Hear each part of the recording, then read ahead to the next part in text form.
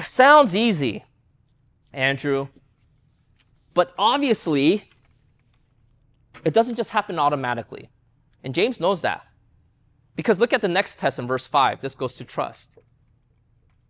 He knows as you go through the trial, you're going to reach that wall and you're going to realize, okay, this is this type of suffering I cannot handle. So if I reach my limit, I need help. So verse 5, he says this. When he says, if any of you lacks wisdom, that word in the Greek is not a if, it's actually a statement, when. That's a better way to translate. When any of you lacks wisdom, as if to say, you're going to lack wisdom at some point. That's what the point of the trial is. Let him ask God, who gives generously to all without reproach, and it will be given him. Here's a very simple thing. One command. If you're going through a trial that's very difficult, all you got to do is ask God for wisdom. That's it. Ask God to help you through it. Now, again, what does wisdom mean? Wisdom is seeing things from God's perspective instead of your own. Wisdom doesn't mean there's a solution to your problem. So God's wisdom might not be you getting a job right the day after you lost your job. That's not God's wisdom. God's wisdom is you having a different perspective by losing your job. That has caused you to no longer find your security in money, instead of finding your security in God. Do you see the difference? God is trying to give you that, not the solution. But all you got to do, though, in order to get God's perspective is you got to ask. You have to ask. Now, I want you to think about something for a minute. Why don't we ask God for wisdom? You guys just think, I do. No, I don't think we really ask God for wisdom. What we're really asking for is a solution. When you're sick or your loved one's sick, do we ask for wisdom or are we asking that God heals that person? That's very different. Because healing that person is not the equivalent of God's wisdom. Why don't we ask God for wisdom? And this is why. Because notice how James describes God. He says, God is what? The person who gives generously to all without reproach. Here's what he's getting at. The reason why we don't pray to God the way we should is because we have a skewed picture of God. Something is off about our understanding of who God is. We're not viewing God as a generous father. We view God as a demanding dictator or apathetic king or the sovereign creator. But we're not viewing him as a generous father. Because if you understand his character as a generous father, then there will be no area in your life you wouldn't ask for wisdom at any point.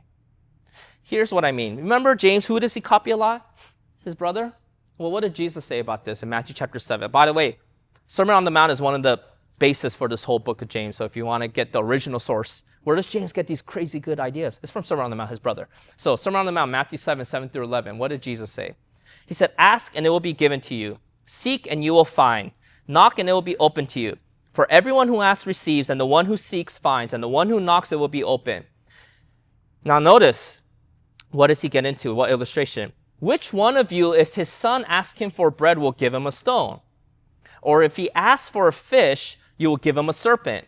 If you then who are evil know how to give good gifts to your children, how much more will your Father who is in heaven give good things to those who ask him? When Jesus commands to ask and pray, when James commands that ask of God for wisdom during your trials, do you notice that they both go to the same picture of God? Because you know what they're trying to show us? That's the crux of the problem for us. We are not doing those things because we don't see God that way, whether we realize it or not. And here's what I mean. I think oftentimes we think God is someone who gives with reproach. Do you guys know what the word reproach means? It means when someone shames you when they're doing a favor for you. Have you guys ever had a friend or family member who will do what you ask of them, but they do it with a lot of reproach? Can you imagine that? Of what it would have been like living under a household of a generous father who doesn't give with reproach, doesn't give you a lecture, doesn't shame you. Like, again, Andrew? I already showed you how to do this math problem once. You got to ask again? Oh, you need help again? You need no. God doesn't do that. He doesn't guilt you when you need help. He doesn't go, Andrew, it's been 20 years. You're still struggling with this temptation? He doesn't do that. In fact, he wants you to come to him instead of trying to figure it out on your own, because he's watching from a distance saying, What are you doing? I could have helped you 20 steps before, but now you got yourself so deep into this problem where you could have asked me in the very beginning that would have prevented this from getting worse. Because when you know someone has that kind of attitude towards you who doesn't give a reproach, it should motivate you to go to that person over and over and over again with trust. James and Jesus are saying the same thing. We don't trust God to the extent that we should because we don't think he's as generous as he claims to be. Some of us think that he keeps a track record. 3 strikes, you're out, Andrew. Come on. Small sins I can handle, but big sins? You're thinking about leaving your marriage, right? No, I'm not going to help you with. Why would God not help you with that?